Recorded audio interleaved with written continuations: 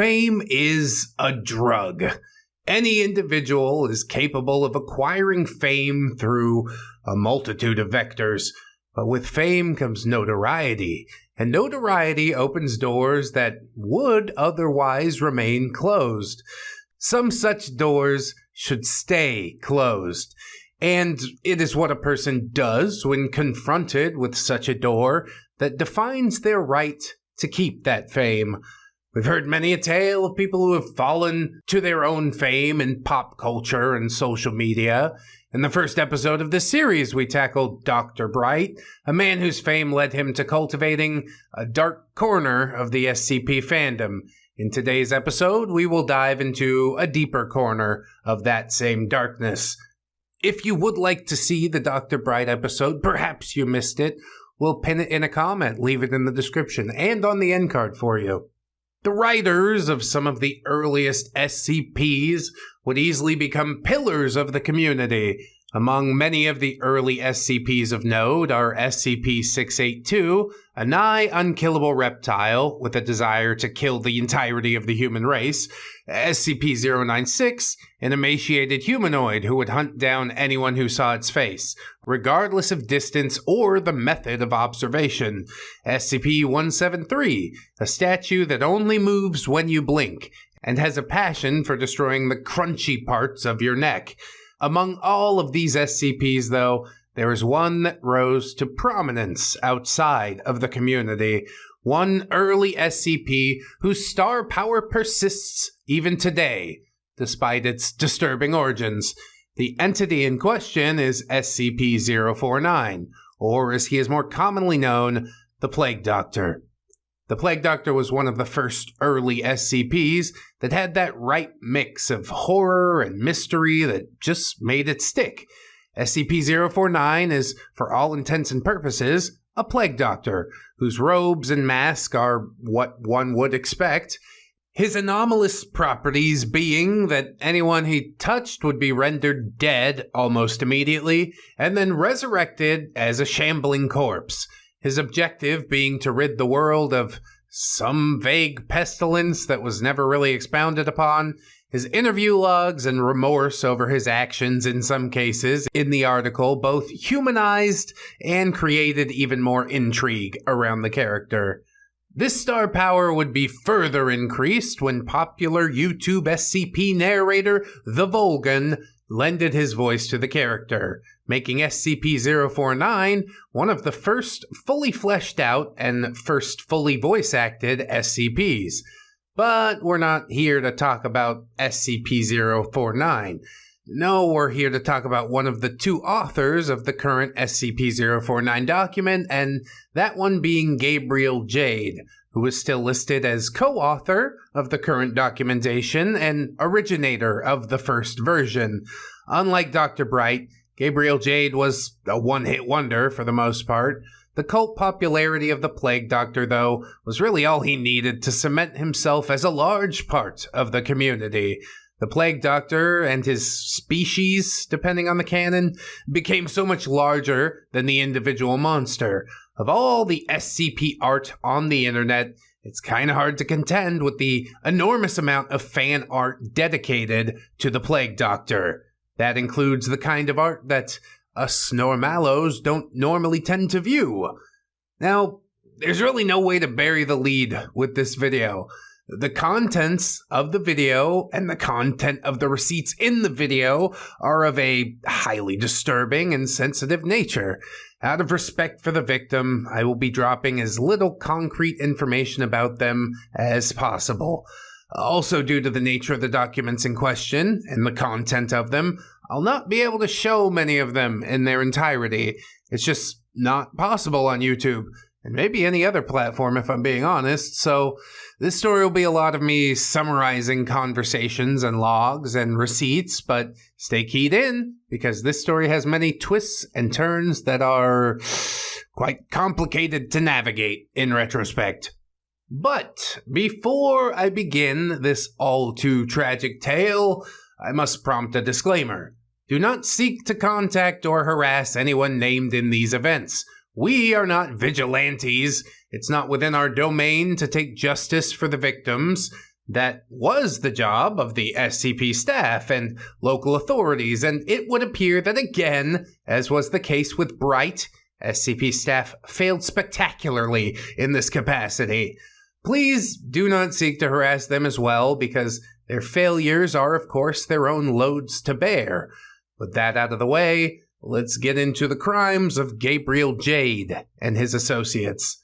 Around August 2018, Gabriel Jade would begin a disturbing ERP discord with his victim and subject that we will refer to as Insurgency Moon, as this would be her handle when she dropped receipts and evidence onto the Kiwi farms. Now, ERP is no oddity on the internet. It's been around since AOL had chat rooms, but two things make this server especially harrowing. One is the age of the victim, who was 16 or 17 and by their own accounting coerced into this, and the second is the content of the ERP that was being done. Without laying too much narrative pipe, the ERP featured themes of imprisonment, non-consent, mind-breaking, and subjugation through force, all of which took place in the quote-unquote SCP universe. The character, played by our victim, is what is known as a Karcist.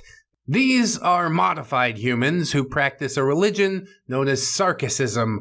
They are capable of regeneration and typically only have the internal organs of lungs, a heart, and a brain. This makes them very durable and typically only killable with fire. So, I want you to let that sink in for just a minute. This underage girl's ERP character is functionally immortal, which means the things that can be done to her are exceptionally dark. Bobbius, a banished member of the SCP community, recounted some of his memory of events. From this ERP server on Kiwi Farms, by their accounting, there were RPs of SA involving sharpened implements and other strange devices that even the weirdest of Rule 34 artists would not begin to imagine to draw. This is all under the watchful eye of Gabriel Jade's ERP character, who would watch such things unfold through monitors, self-gratifying himself all the while, of course. This recounting would later be backed up with a full Google Doc that we'll discuss a little bit later. Bobbius's recounting, though, would quickly highlight the very thing that would bring this darkness to the light of day, Gabriel Jade's hubris. For you see, Gabriel Jade was not content to keep this to himself. Oh no, he wanted to bring in other people to torture the fictional character played by Insurgency Moon, as we can see by DMs leaked by Cyan Truce, another banished SCP user. Iconoclast is Gabriel Jade, for the record. This is the scene with Esco so far. Chat name Dave. And then he links a paste bin, which is all about Gabriel Jade sitting in his Class D cell, and his dick was 00111000. Cyan Truce says, I'm sure it's hot. Gotta get my weed first, though. Also, HHH, SCP prawns. Why did I think it wouldn't be? Iconoclast. 3. Cyan Truce. I just ate this cupcake with like a gram in it. I can't wait to see what happens. I tasted that shit. Gabriel Jade says, oh, surprised emoji. Cyan Truce. Jesus Christ, that was a long RP. Y'all wrote that in real time? Post the 2 a piece a day. We've been going for a bit at the server that you won't enter until blank's birthday. Cyan Truce says, oh, gotcha. That was wild. Esko's a freak. Good. Yeah, he is. Flames emoji. How many people are in the redacted server, and how many of them are main site people? If there's this many people in there and no one's been arrested or whatever, I guess I don't care. So the redacted person is Insurgency Moon, and yeah, as long as nobody's been arrested, we could do whatever we want, guys. Nobody found out and nobody's in trouble yet, so surely we will never suffer repercussions for these things. Repercussions are here, only in the form of a YouTube video to start, but the snowball is building against you is what I want you to know. This is in 2018. It's taken this long for it to catch up with you, but yeah, it runs real fast. It's pretty sticky. You're not going to get rid of this one, is all I'm saying. Gabriel Jade says they're like 18 members. So they meander for a little while talking about pot cupcakes or something like that. Who really cares? They also throw in there that they'd like to gather a harem of SCP authors. So we rejoin the conversation with Gabriel Jade saying, oh, you need to go into the role request and emote on the things in there. It's super weird, but that's what unlocks those channels. Specifically the I am over 16 one.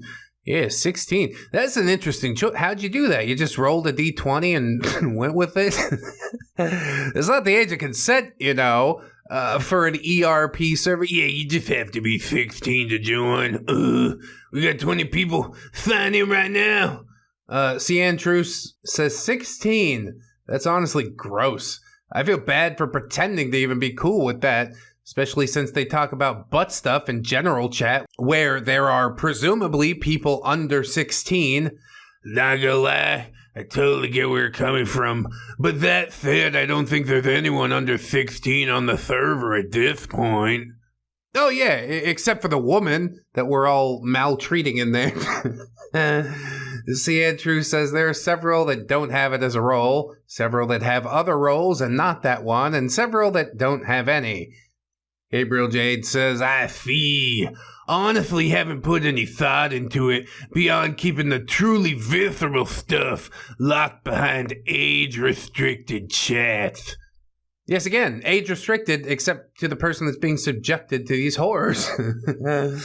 Cian True says, shrug emoji. I gave up on trying to get other people to be as much of a stickler for those type of age requirements as I am. I get that it's annoyingly lawful neutral.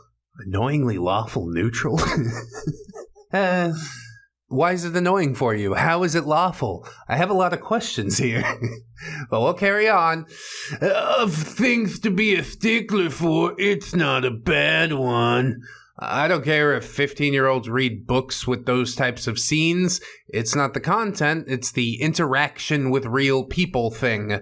Well, 17 is the age of consent in my state and in Redacted's home province, which is the main reason her age never bothered me. Yee, I feel ye. Then Cian Truce comes through with, a legal definition, which is not the thing that you just said. It's the age of consent for intimacy with other minors. A 17-year-old cannot legally bang an adult in the U.S., I will fact-checking myself now. I'll take your word for it. Cian True says, it's not easy to find relevant results because I'd have to dig through the entire Wikipedia article. All I know is that I used to misconceive that age of consent means consent with anyone also over that age. And then I found out from whatever source Tumblr post that that's actually incorrect. Whatever. If anyone says anything about me leaving, just say I'm stuck up about age laws. I don't care. It's a good thing to be stuck up about. I don't want them to think it's some sort of drama. And then, salute emoji, 07. I'm honestly officially scared of intimate relations with people under 21 at this point. I can be official now since I just turned 21. As I became an adult, I realized that a lot of them do not have adult emotional capacity. Yay, yet. Like, I don't know. These Tumblr kids that live with their parents and look 13 at 19, and I sound like an asshole, but I feel like a PDF file whenever I'm attracted to someone that seems childlike or inexperienced. Redacted almost freaked out on me a little for that reason, but once her nervousness went away, her behavior was like normal in terms of maturity. That's how I feel about Redacted as well. Like, I wouldn't be into it if it weren't here pushing for it. Shrug. In the same opening salvo by Cian Truce were DMs with one Escobar, a member of SCP site staff and also a rather well-known writer and proofreader. Dave is Escobar. Also, you don't have to worry about being graphic. Seriously. Cian Truce says, Noted. I guess that would make sense since you're in an NSFW chat. Haha. If you've read the stuff I wrote with Redacted, you understand that graphic is really not something to be concerned about with me. Cian True says, ha ha ha, true. Yeah, this is really weird. This guy makes me uncomfortable. I wrote the worst of it, at her encouragement, of course. Cian Truce, should I give it another read? P?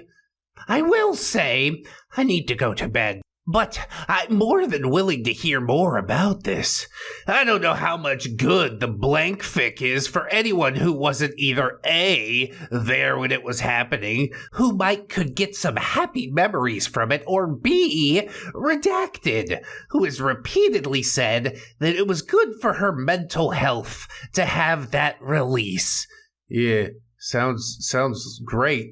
What are you guys doing? This is a teenager who needs help, and you're like, come to our ERP Discord. It does hurt. Cyan True says, gotcha. I should also sleep, and yeah, we can pick this back up. Thank you for talking to me about all this. Escobar says, of course, you seem like potentially good people. You definitely seem less like awful people, so that's a plus. And I'm glad we were able to talk about your history. Cyan Truce, I am also glad. Thank you for being understanding and open about it all. Yeah, and then you vacate that conversation post-haste. Aside from Escobar just being a complete weirdo during his DM, you might also notice that it's 2019, a year after the previous DM, and yeah, Cyan True seems to have turned a new leaf. He's a changed man. No more 3s in his future. And some would say that's a change for the better. So we continue on with the revelation of this Discord group, which would be met with a sense of recognition by members on the Kiwi farms. One account by Bobbius recounts them having been in this explicit channel around the age of 15. Now, based on accounts personally gathered by parties that wish to remain anonymous, it can be confirmed that all 3 parties in the ERP chat all engaged with inviting people into the server. Those 3 being Insurgency Moon, Gabriel Jade, and Escobar. Now, it's concerning that Insurgency Moon was inviting people into the server, but we have to keep in mind that by her own accounting, she was being groomed into this sort of behavior. Of all the women who have come forward, there are few who have had more evidence against more creeps than she, which can only lead us to 2 conclusions. Insurgency Moon was a glow-in-the-dark honeypot, or she was absolutely groomed into this type of behavior. Considering not a single degenerate that we'll talk about in this series saw any jail time, at least not to my knowledge, I am gonna guess that she was indeed not glowing in the dark. The true contents of the server would not be known until it was leaked in its entirety. Unfortunately, though, it was leaked without any usernames and what they contributed. Interestingly, it was only the last-minute efforts of someone on the Kiwi farms that was able to archive what existed, as the Google Doc and Discord would be mysteriously nuked shortly after the first leak. Isn't it kind of weird how that keeps happening? Huh. It's almost like SCP Foundation was trawling Kiwi farms to try and nuke anything that made them look bad. Now, I've read the contents of this article, and I can say that it would be easier to name the things not on display here. Every single dark proclivity was on full blast. The only thing missing was a shred of human decency. I cannot underemphasize how much of this ERP is just dancing on the grave of human decency. Go ahead and think of the most messed up sort of RP that you can, with the worst person possible, and whatever you're imagining, yeah, it's worse than that. Honestly, reading through this 160-page madness of perversions gone bad is quite literally depression fuel. We would get further confirmation when Insurgency Moon would show up herself and start dropping allegations against many users, including Gabriel Jade, who went by Iconoclast on Discord, as we saw. You can also recognize him by his use of an SCP-049 profile picture. Much like Dr. Bright, he wanted everyone to know that he was the Plague Doctor guy. This is one of the first DMs released by Insurgency Moon with Gabriel Jade. I feel like this is gonna be you the first time you spread them for me. Oh look, a link to an adult video. Sent to a 17-year-old. How wonderful. She responds, I've been getting hooked on these ever since you showed me that other clip. Oh, less than sign colon 3 emoji. Really picks up in about 54 seconds. She says, if my lord has more to show me what will happen to me, I'll be very grateful. She continues, sorry if I'm poking a bit too much, less than minus less than emoji sign looking sideways. I thought you enjoyed getting dommed by other guys. Oh, that's just some information to drop in there as well, I guess. He says, I do, but physically, I don't like getting banged. I just like fucking. That's part of the reason that I love dating a guy that love having guys do him while I watch. Or he sucked me. I'm vicariously subbing through you. This is so weird. She says, that's very interesting. But are you still enjoying this? Yeah, just came from chatting with you and watching some adult videos, about to make dinner. Okay. I'm glad that you enjoy me, my lord. There is so much to unpack here. Much of what he said is, of course, concerning, but what she said seems to be encouraging, almost. But it needs to be pointed out that she is a victim of a grooming situation, and yes, sometimes people like this tend to hypersexualize or normalize this behavior with the person that they're talking to, that they spend time with. Now, the reason for doing this isn't necessarily because they think that this other person is good for them. They simply see them as basically the only lifeboat among some stormy seas. Now, of course, this server's existence was not a mystery. It was a known quantity, and the second it was brought up, people began looking into it. SCP at the time was very aware of the allegations, and soon the rumor mill began to churn out a narrative that we had seen in the previous installment of this series with Dr. Bright. And the narrative was that SCP staff was covering this stuff up. Talking about the Kiwi Farms leak and any accusations of staff abuse of power was quickly dealt with. Users who refused to drop it were banned and called quote-unquote low-value users. You're really doing the most to make me believe that you aren't hiding something when you ban everyone who says that you're hiding something. You know, when people have nothing to hide, they're usually able to drop receipts in order to prove it. It's just the digital age that we live in. So if you're doing the right thing, you probably ain't got much to worry about. But if you're doing the wrong thing, yes, it becomes rather clear pretty quickly. It would be a while before an almost unsung hero of these allegations entered the fray. A Kiwi Farms user by the name of, I'm squinting at my paper here, Lil Misogynist. I really never thought I'd say that in a sentence. The unsung hero, Little Misogynist. We really do live in a cloud world, don't we? This user had been watching the drama unfold and finally could take no more as the SCP anti-harassment team continued to deny knowing about Gabriel Jade and Escobar. First showing us an official statement by new head of the anti-harassment team, Everett Mann. This post reads as follows.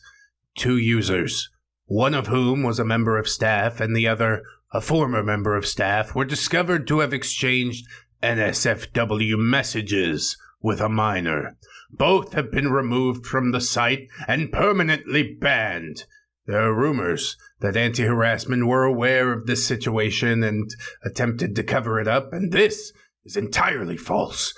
We received a rumor about the incident near the beginning of this year, but in an initial interview with the case's victim, they claimed at the time that nothing inappropriate had occurred and that they did not desire us to investigate this incident further. We believed the victim's account and acceded to their wishes. Then, they revealed that they had dropped concrete information prior to this announcement. Foot meet mouth. So Witness is a little misogynist for the record. He says, because I've talked to a lot of people about this and they've observed some very upsetting things. Soulless, go on. Witness, well, give me a moment and I'll gather some stuff. Okay. Witness, so I'm sure you're probably at least partially aware of this, but Redacted was inappropriately targeted by many older members of the SCP community when she was underage. Redacted, who I think is Escobar, was definitely the worst offender, but I worry that too many of the other people who hurt her got away with it because she believes that she'd be doing wrong by reporting them. A few weeks ago, I received the following from Redacted. Honestly, the most hurtful thing Jade said was that he'd enjoy taking me in front of you just to see both of our reactions. Taking, in a biblical sense. Gabriel Jade says, I want to make you squirm and moan with pleasure when you've been a good girl. The idea of dominating and deflowering such an inexperienced but not at all ashamed cultist is fucking amazing. I love that you saved your body for your lord to violate and defile. This is horrible. And then he strikes the next sentence out. Not gonna lie, it really turns me on how there are guys like Redacted that want to have you and be gentle and loving with you, but all you want is to worship and be broken by your god. I wonder how much lack of power you'd have to have in your real life in order to live like this online. Like, I get that this is a fantasy for you, but you're involving another person at it, and it's really not cool. So Z says, yeah, about blank. When we talked about the AOC thing in chat the other day, Redacted didn't take it very well. Gabriel Jade says, AOC thing? Yeah, age of consent? How I implied that I wanted to do you, but for real? Not gonna lie, part of me feels bad. It is, however, an easy part to disregard. Yeah, I'm sure it is, scumbag. Z says, well, I mean, I'm not sure if it's right to keep it from Redacted like this. I really don't think a relationship with someone on another continent who I've only ever spoken to over Discord can work out. Yeah, that's entirely understandable. I'm a bit conflicted, to be honest. Having more freedom is what I want, but I don't want to hurt anyone's feelings. He says, nods, live your life. That's all anyone can expect from you. Whatever you do, if you do it because it's what you want to do, then it's the right thing to do. That sentence had 4 do's in it. Just fucking do something. Z says, I see. And of course it ends with a disgusting line, for what it's worth, I'm gonna go jerk it thinking about you so I can get some work done, semicolon lowercase p. Soulless sees these receipts and asks, was this in a PM, or is there a community, like Discord chat? Witness says, I believe these are from her DMs, but she used to have an ERP server called Redacted, which was populated by a ton of well-known community members, some under the age of 18, and many others well into their 20s. I haven't been in the server for a long time, but yeah, it caused shit like this to happen. And none of that is good news, ladies and gentlemen. Now, we can compare the dates here. Gabriel Jade and Escobar were both banned on or around May 2nd of 2020. The screenshots from Low Misogynist were dated January of 2020. That concretely proves that allegations were brought up to the anti-harassment team 4 months prior to any official actions by SCP staff. Doesn't this seem like a long turnaround time, even with the sort of bureaucracy that SCP surely has standing over their Wikipedia? What are you doing? Me? Just hanging around. Following their ban, Escobar would release one of the worst Twitter apologies that I think I've ever seen in my entire life. I don't really know if one could even actually call it an apology, but regardless, I will now read the apology in its entirety. David Escobar at Escobar David says, "Okay, let's talk about it. I'm banned from SCP. Did I do the thing I was banned for? Broadly speaking, sure. I don't know what particulars were shared with whom, and I'm not particularly interested in hearing about it, but I'm sure the broad strokes are correct. A couple of years ago, I was asked by an individual on the internet to write some adult content. I was told the individual and everyone else involved was, quote, above the age of consent. I assumed that meant adult. Did you know there are a bunch of countries where that only means above 16? Yeah, you're really selling it to me already. And no, I can't even completely claim that I didn't know better. I wrote one thing believing the person I was writing it for was 25. I had her mixed up with another author. I'd been gone forever. My bad. Whoopsie daisy.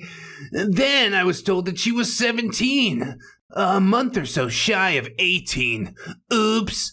Then she asked me to write another thing, and I did that too. Double oops. This is the most ludicrous thing. I love to hate it. How can you be this bumbling? It's supposed to be an apology. I understand it's on social media. You don't want to take it that seriously. But these are some heavy allegations, so at least try to take it seriously. Triple oops. I don't remember if it was explicitly said, quote, who gives a shit, you already wrote the first thing, she's almost 18, and the first thing you wrote was really good, but I had that impression. It's killing me. And you know what? I didn't disagree with the premise. Still don't. You shouldn't interact intimately with people who aren't adults. That's true. I viewed this at the time, and still do, as basically writing on commission. What was the compensation?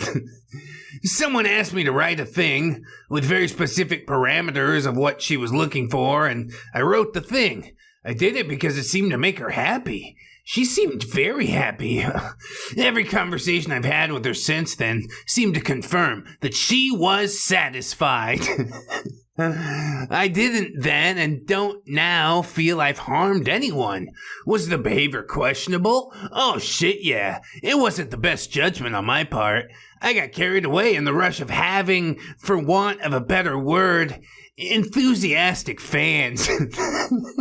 Now, this is what we choose to do with enthusiastic fans. It says a lot about your character, you know? I guess that's why we're having this little discussion, isn't it?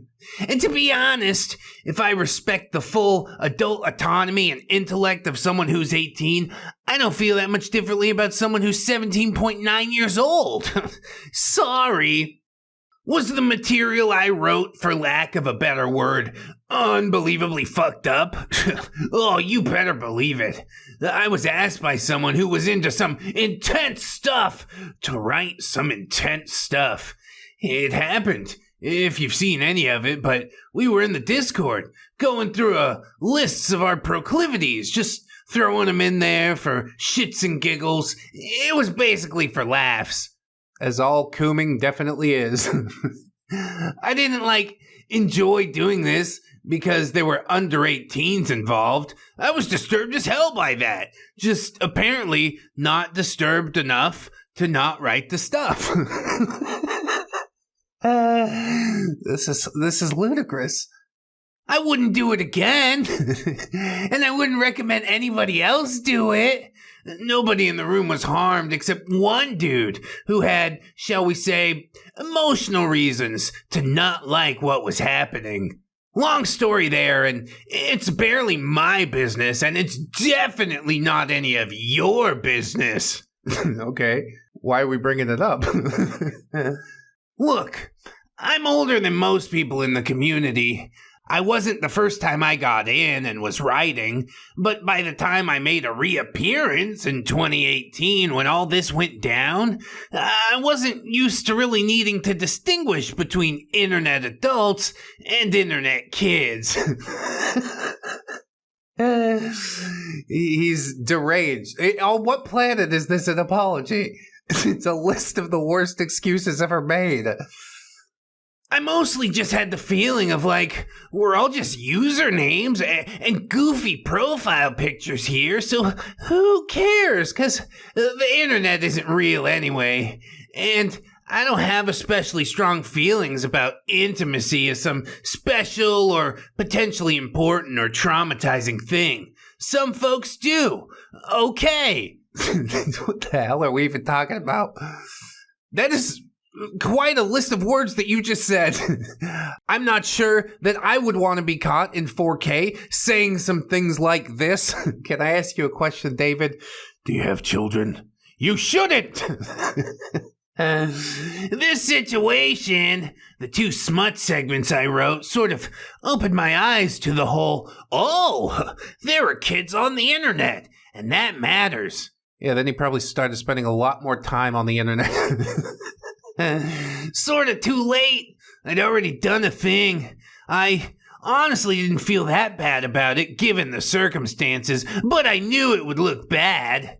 You should really hire a PR agent for things like this, you know? The self-representation thing's not a great look. I sort of just hoped that people wouldn't find out about it. Knowing it would lead to, well, all of this. But people did, and it did, and I did the thing that caused it, so that's nobody's fault but mine. Fair enough. So just apologize. It's not gonna make it better. It can't fix it. But the least you can do is acknowledge your own actions without giving a list of excuses. 30 tweets worth of excuses or whatever it is. If you think what I did is as bad as, well, the consensus thinks it is, then, well, okay, I get it. I want kids protected from exposure to that type of stuff that they aren't ready for. And if you gotta hate me to keep that line strong, feel free. Okay, good. Done and done. I still don't think I hurt anybody, and I would want to hear from the person who was, quote-unquote, the victim, for lack of a better word. That is an interesting statement. I'd like to hear what the alternative word is, David. To establish that I did, in retrospect, I respected her autonomy enough to write the stuff, and I still do. Nobody else's judgment affects me personally.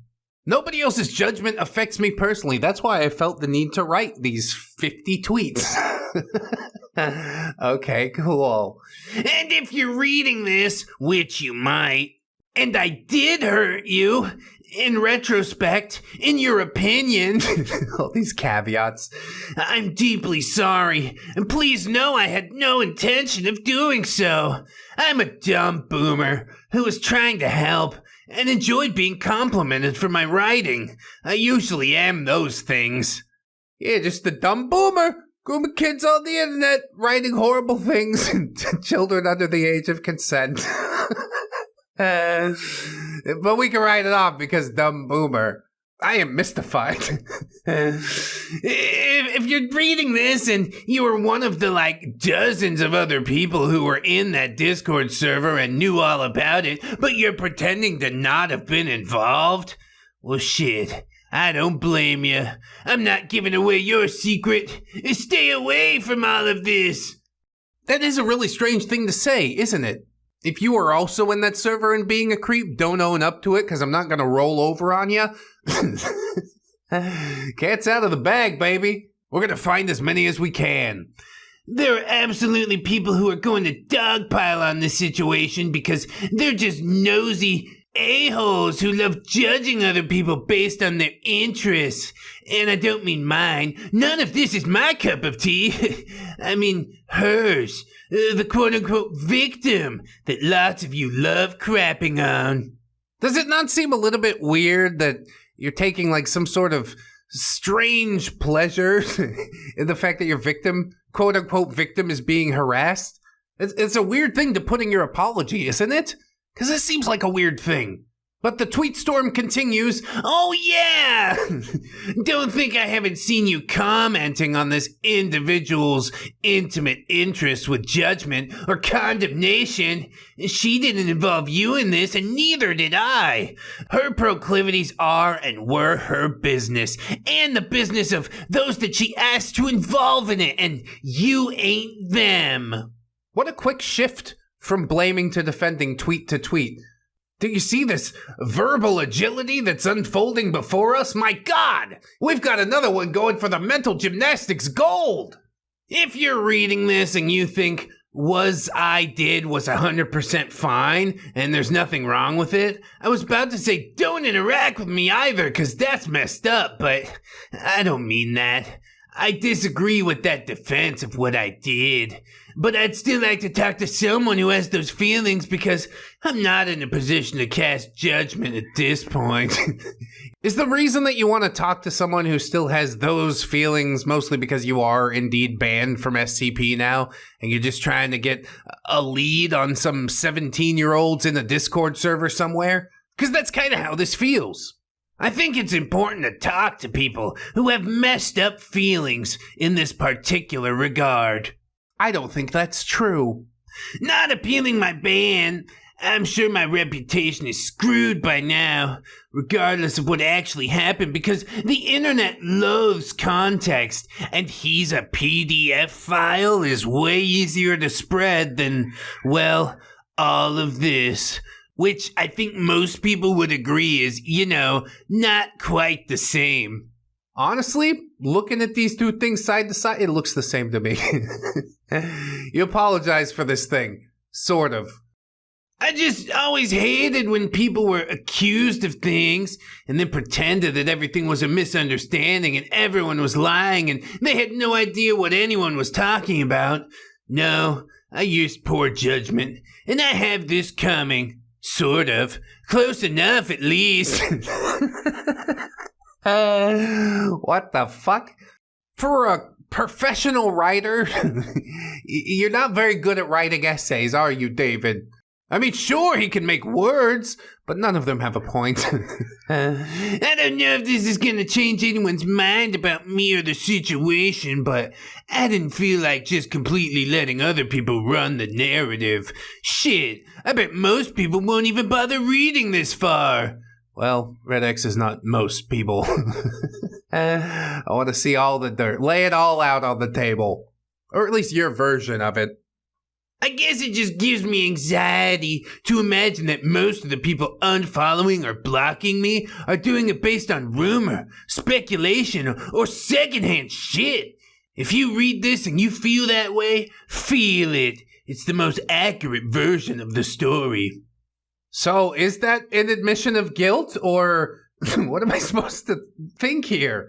You're giving me the old flip double reverse, ain't you? It's not gonna work on me, David. Some of y'all that I was mutuals with have super strong, absolutist, context-irrelevant feelings about anything involving minors and intimate activity, and blocking me is consistent with that. Fair enough. Yeah, we're really trying to play in the gray area here. It's not a good look, David. Think twice about it, David. No crimes were committed. Nothing illegal happened that I know of or was involved with. No pictures or videos of real-life stuff was shared involving anyone under 18 at the time, or at all, actually. That was a server rule. And to my knowledge, no one was hurt. Except for the girl who was groomed. I didn't get any jollies from those interactions, if that somehow makes a difference. Doesn't really know. I just like writing intimate stuff, and she was asking, and that was good enough for me at the time. If you have any questions, I guess holler at me via DM on here. Don't have many other avenues of contact involving this internet persona. I guess you can DM me via Discord, but that's spotty at best. I guess that's all I got. Take what you will of it. And of course, there's just one more. Just one more. If you're reading this and you think I'm just the scum of the earth because she was 17 and I should have known better, well, We may have some disagreements about what harm is, but your heart's probably in the right place. Hope you change your mind about me someday. Never gonna happen. You wrote this string of 90 Twitter posts, and I'm still like, you've not made any apologies for the things you've done. Excuses everywhere. If you're reading this and you think I'm the scum of the earth because the stuff I wrote was gross, screw off! It was weird as hell to me too, and I didn't give a shit. Nobody invited you to read it. It didn't affect you. You're seeking glass houses to throw stones at. Wow, David. Honestly, that was just a hell of an apology. You know, I put apology with quotations around it, since you put quotation around victim. See, isn't that fun? We could do that with all the words. The only thing that could make this apology better is maybe if you pulled out a ukulele. Then surely the internet would have to forgive you. So okay, let's talk about it. I'm banned from SCP. Did I do the thing I was banned for? Broadly speaking, sure, I don't know what particulars were shared with whom, and I'm not particularly interested in hearing about it. But I'm sure the broad strokes are correct. A couple of years ago, I was asked by an individual on the internet to write porn. I was told the individual and anyone else involved was, quote, above the age of consent. I assume that meant adult. Did you know there are a bunch of countries where that only means above 16?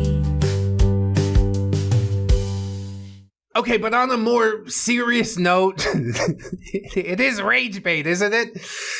Let's all just take a second to breathe deeply and maybe scream into a pillow at the top of your lungs. This very apology is full of so many logical fallacies, I couldn't even point them all out. You say you got no pleasure from writing these things, but admitting to getting dopamine from being called a good writer? You say this is contextual, but it really isn't. It is material. The fact is that you wrote ERP smut scenes for a minor. Is it possible that she asked you to do so? Yes, I will concede it is possible. The fact that Insurgency Moon appears to have invited people herself into the server makes that possible, but you clearly don't understand how that behavior could have been normalized. We know if you go into SCP's IRC, you can get doxxed pretty easily, and we know that Gabriel Jade and Escobar were either part of staff or former staff. The likelihood that she was being threatened with dox or some other threats by staff or Gabriel Jade is obscenely high. Oh, come on, Red X, I hear you shouting into the void. SCP staff would never abuse their power to silence a 16-year-old girl. You poor, naive soul. There is one little morsel to this story that serves as a bit of a bonus tale. When Insurgency Moon arrived at the Kiwi Farms to tell her tale, she levied accusations against many people. One such individual was Randini. Her statement is as follows.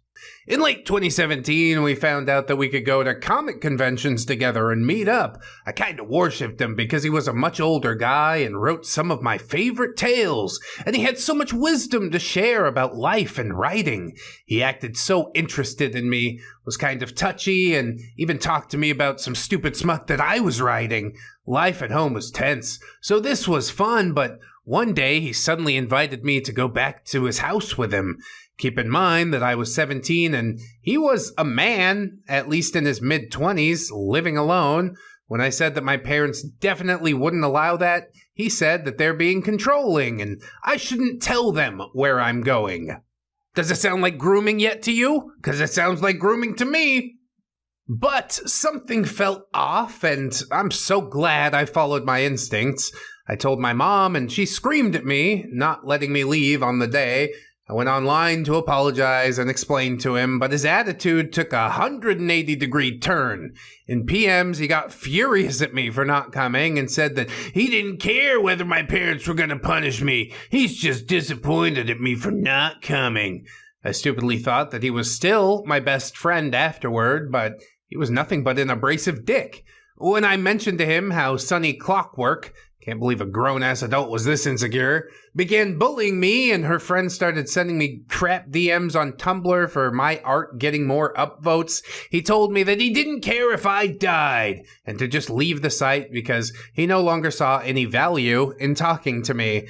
I was dumb at the time and didn't see it for what it was, and I'm so glad that I didn't go into his house. That was a narrowly avoided end in this Choose Your Own Adventure. I'm glad you see it now. I'm glad you saw it then. Now, this allegation would never go any further and was one of the most highly contested allegations. So contested, in fact, that an alleged SCP admin showed up to shut it the fuck down. A user by the name of Ron Johnson 2015 book would release what can best be described as a conspiracy theory corkboard in Microsoft Paint format, disproving every allegation against Randamini, saying that they had received Skype logs from Randamini that refuted all information provided against them, saying that if Insurgency Moon would allow the release of information, it would further de-anonymize her and she could attempt to refute their claims. And if you're wondering what that conspiracy theory corkboard in Microsoft Paint might have looked like, well, aren't we lucky? We have it right here. The Z/Randamini interaction timeline. Event. Z interacted online with Randamini, a staff member that she was a fan of. Z's claim and or counter evidence is, I kind of worshipped him, wrote some of my favorite tales, so much wisdom to share about life and writing. Event. Z found out Randamini lived nearby. He lives in my city, is the claim. Randamini was a 23-year-old who had recently moved interstate after completing university and had no social network in the city. Randamini also had an active working with children check at the time. Evidenced by the phrases, he was a much older guy. He was a man, at least in his mid-20s, living alone. And then we run into the first online contact between these two users, estimated within 1 month prior to July 29, 2017, when a mutual collaborative work was published on that date. Randamini publicly announces his planned attendance of Oz Comic-Con via Reddit with open invite to meet any SCP fans attending, and of course, Z asked to meet up in person. The evidence, quote, we found out we could go to comic conventions together and meet up. First in-person meeting, 24 September 2017 at Oz Comic-Con Brisbane 2017. Event, Randamini has in-person interaction with a fan. He acted so interested in me.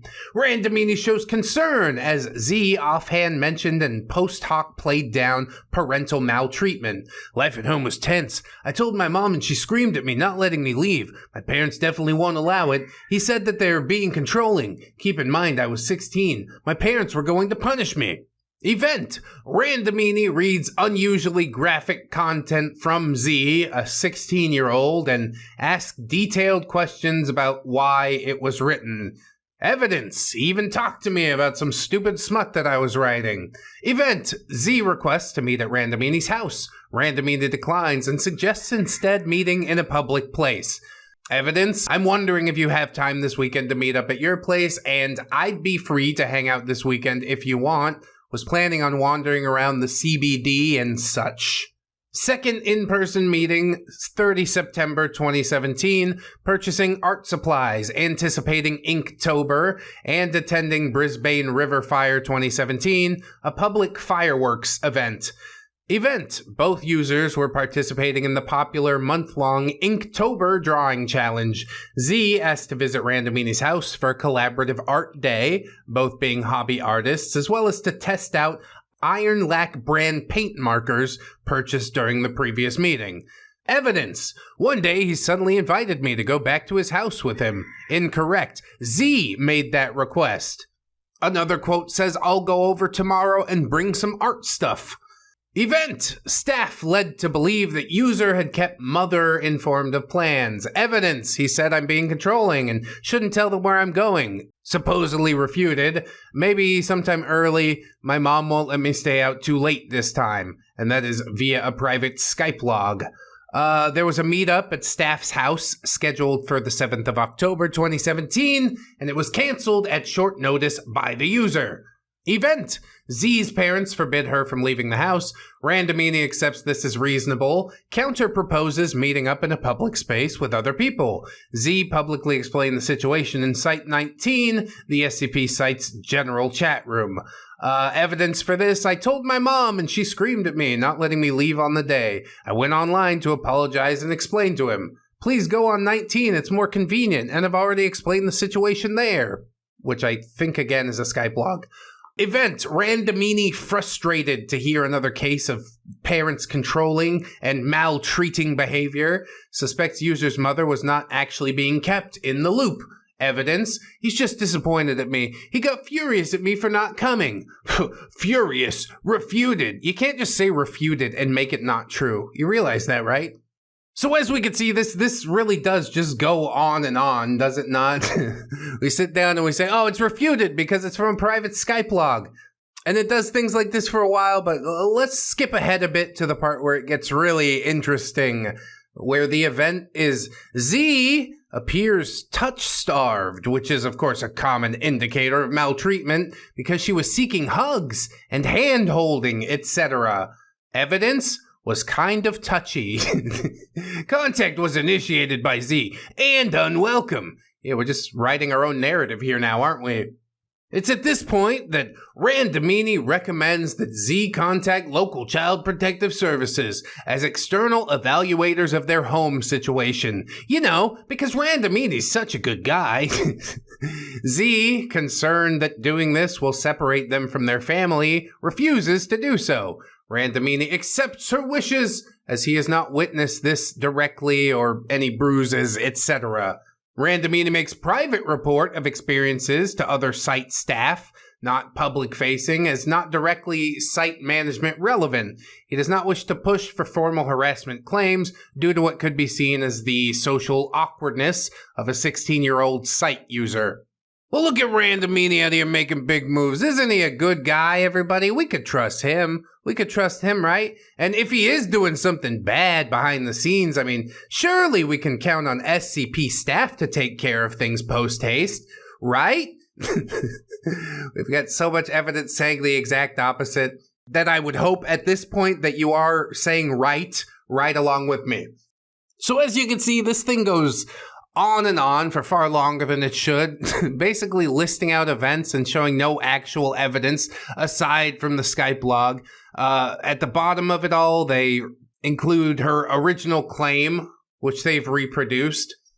And of course, Kiwi farmers were pretty quick to identify this user as a likely SCP mod, which the account adamantly denied with the very bureaucratic statement of, no one posting from this account is currently SCP staff.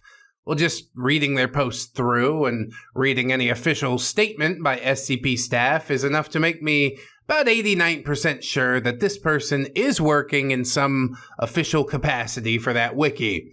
C.N. Truce was one of the first to call out the rather interestingly named Ron Johnson 2015 book, which is apparently a reference to a book published by Ron Johnson called So You've Been Publicly Shamed, which according to Wikipedia includes a long portion on how to hide negative Google search results about yourself through legal processes and IT tools. Now, I don't know about you, but all that seems highly suspicious to me. Why would an alleged SCP mod posting on Kiwi Farms choose that name? I wonder what happens if we Google SCP controversy.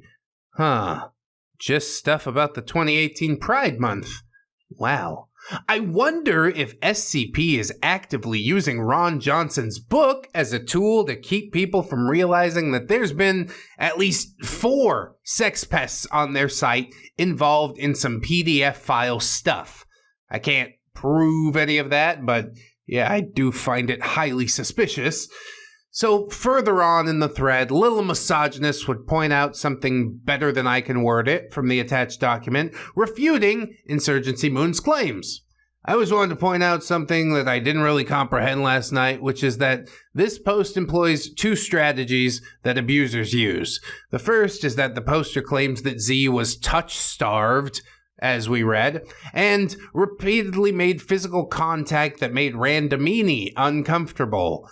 This detail is actually a huge red flag for me.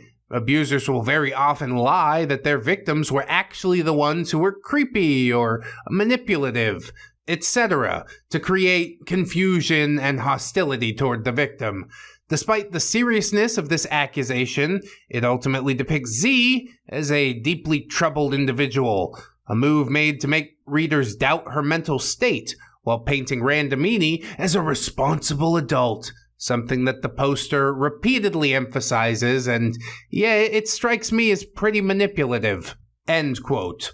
So of course all this, along with the Ron Johnson account basically requesting Insurgency Moon /Z allow themselves to be de-anonymized in order to post proper evidence, was also picked up by several users as threatening. And if it was a scare tactic, well, it worked, because Insurgency Moon has yet to be seen on the internet since that very post. And this is where we have to analyze some statements that are being made. According to several users who knew Insurgency Moon, she was a bit troubled, due in part to a screwed-up home life and other events, not least of which is the ironclad proof of grooming by Gabriel Jade. We have 160 pages of ERP to prove that. Oh, God. You can look it up, but for your own mental sanity, I would encourage you not to. It's not impossible that the claims of Ron Johnson are true. It is not impossible that in some capacity, Insurgency Moon searched for people to cling on to in a vulnerable state. But that doesn't make anyone who took advantage of this any better. In American law, you take your victim as you find them. This statement usually refers to injury and assault laws, but we could apply this to someone in Insurgency Moon's possible situation. If a 16-year-old comes up to you and literally asks you to do illegal things with them, when the Fed's kicking your door, that's not gonna be a viable defense. Do I think Insurgency Moon created fake information? Personally, no, I don't believe that. Do I think she acted in hostility? Yeah. Her name, Insurgency Moon, is a reference to the Chaos Insurgency, a rival group in the SCP universe of former SCP staff hell-bent on the destruction of the SCP Foundation. I think after coming to terms with her trauma, she chose this path and sought to bring down corrupt moderation and behind-the-scenes glad handling. Unfortunately, much like the real Chaos Insurgency in-universe, she was stopped just short of the gate. At least for now. The last message anyone can find of Insurgency Moon is on a page that I will not reveal to protect the victim, and it states, "People are trying to ruin my life. Please do not try to contact me." This is yet another failure of the SCP moderation team. All from one very popular SCP, a single tumor was allowed to grow in the community and eventually do this much damage to a single person. A young woman. A very young woman. While this episode has featured a cast of characters, let us not forget why we're here. Gabriel Jade, one of the two authors of the popular Plague Doctor SCP, was a degenerate groomer who ruined at least one young woman's life, and I take no solace in the fact that they were just allowed to flee the internet and not a single thing was done. We've pointed out that Soulless Singularity, who you might also remember from the Bright video, had information related to this activity for months prior to the ban of Gabriel Jade and Eskobar. Again, they have failed the community on a massive level. Insurgency Moon was not an unknown quantity, and her contributions to the site were not minuscule, and that spark and talent was robbed, not just from the SCP community, but from the internet as a whole. All because these little weirdos and their Dr. LARPing wiki cannot and will not get their shit together ever. The only solace I take in this is that at one point, allegedly, a Plague Doctor SCP movie was in production with Gabriel Jade on board as a writer, at least according to this IMDb page. I'm happy to see that it appears to have not been changed in years, meaning that this project is likely fucking dead. I'm happy you ruined your big break, Gabriel. I really am. I hope you spend the rest of your life as a one-hit wonder from a dying horror writing site. And I hope that this video adds one extra note to your legacy. The fact that you are, in fact, a groomer. As for Escobar, Escobar appears to have fled the internet as well, which is probably for the best. After that awful apology, I don't think there's any coming back. So indeed, join us, friends, in the next entry of this series, where we will discuss another one of SCP's infamous groomers. Hopefully, this time I can find something nice to say about how staff handled the situation, but based on how everything's been lining up, yeah, I highly doubt that I will be impressed.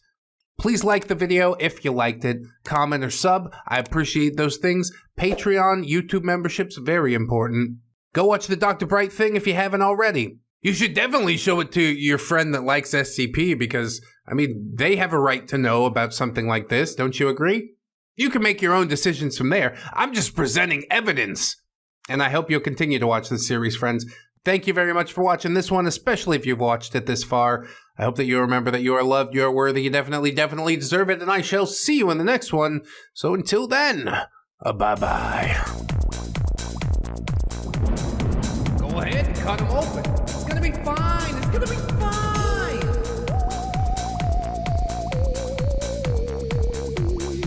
Promise swears it's just a fact.